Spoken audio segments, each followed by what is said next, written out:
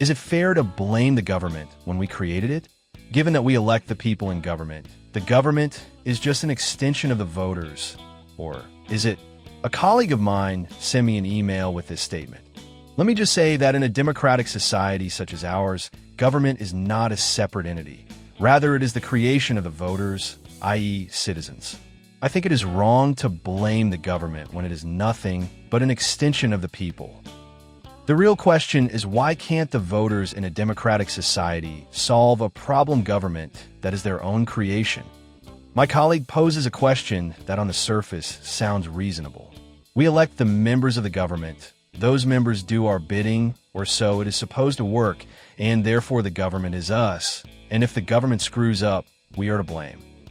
But this attitude ignores the reality of human nature, something that is often ignored by people who believe in big government and government programs. Let me explain. It is part of human nature for some people to desire to wield power and influence over other people. We witness this every day from the actions by corporate executives, military generals, and government leaders to the bully on the playground. Even in small groups, on issues that are unimportant, some members of the group will use their influence to direct the group to engage in activities desired by those certain individuals. Ever been with a small group where, say, one member wants to eat at restaurant X, and even though most of the group would rather go somewhere else, sure enough, restaurant X is where everyone goes. We elect people to govern on our behalf. Some of those people are Mother Teresa's, out to do good in the world. But many have the very desire to wield power and influence mentioned above.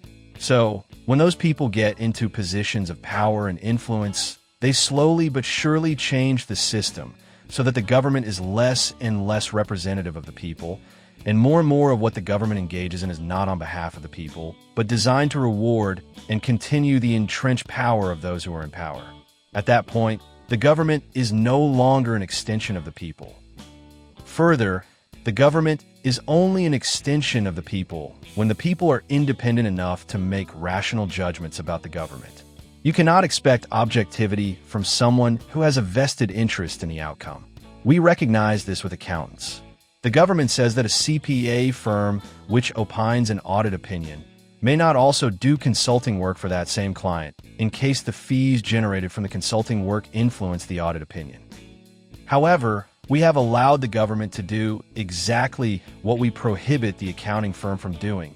The government uses the tax dollars collected from those who pay tax to engage in bribery and payoffs to purchase votes.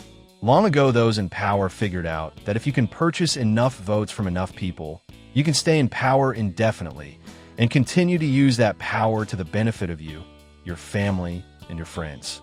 Our founding fathers recognized this. They believed that even though the government is of the people's creation, it would drift further and further away from that ideal as it grew in size and as it entered more and more circles of influence to where it in fact became a separate entity, apart from the people who created it, much as the baby once born become its own separate entity, and through the years can no longer be controlled by those who gave it birth. The founding fathers believed that the citizens' ability to control the government had an inverse relationship with the size of the government. The bigger the government, the less control by the citizens. Thus, they established a system of limited government. As the concept of limited government has been abandoned by people in power who have argued that the solution to problems large and small is an ever-expanding government, and that government is the panacea for all that ills, we now have a government that is not of the citizens. It is a government that represents the interests of those in power and the interests of those who benefit the most from those in power. The result is that government now has become a separate entity, strategizing to maintain power, enacting rules and regulations to limit controls on it by the electorate, using its power to abuse and persecute those who disagree with it, and using its resources to purchase the votes needed to continue its existence. Recall the story of Frankenstein. Victor Frankenstein, with the best of intentions, creates a creature that cannot be controlled, that takes on a life of its own, and that wreaks havoc among men.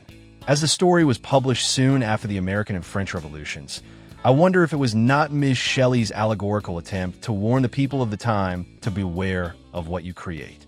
Someone once told me that the government is like a pet dragon. When the dragon is small, it is cute, you get a lot of joy from it, and it gives you comfort and a sense of security. Over time, you enjoy watching it grow, expand its capabilities and its usefulness. You even have fun riding around on the dragon's back. As time goes by, the dragon grows into a fire-breathing behemoth. You can no longer control it. The dragon controls you. And if you try to control the dragon might just breathe its fire on you. Worse, you find out that dragon slayers are a myth. The dragon is in charge. The slayers are nowhere to be found.